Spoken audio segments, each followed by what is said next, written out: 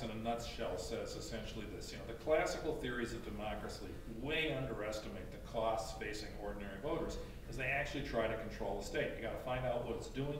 You got to sort through all the people telling you what your preferences are.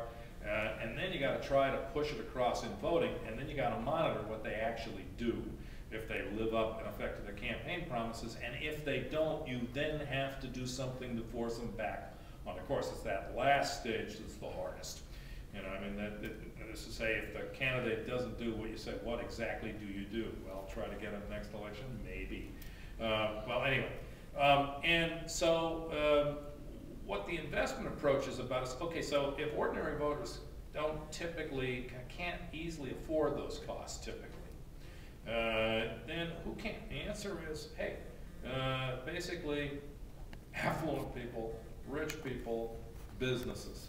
And so the suggestion is that what happens in much party competition in most industrial states, and pre-industrial states for that matter, most of the time, that is, unless the population is actually organized in a fashion that allows them to sort of do this cheaply and easily, then power is going to pass by default to blocks of investors.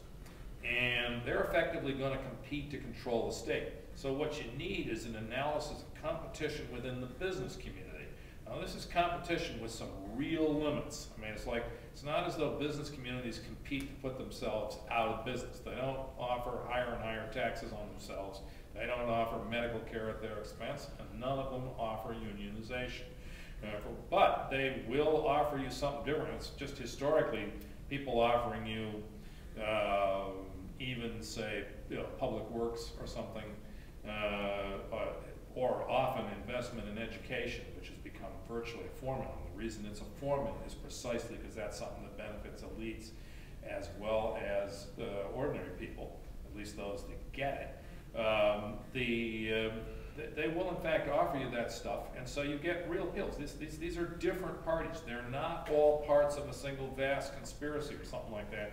Republicans are different from Democrats not because they agree to be different to fool people, but because they're controlled by different blocks by different blocks of businesses.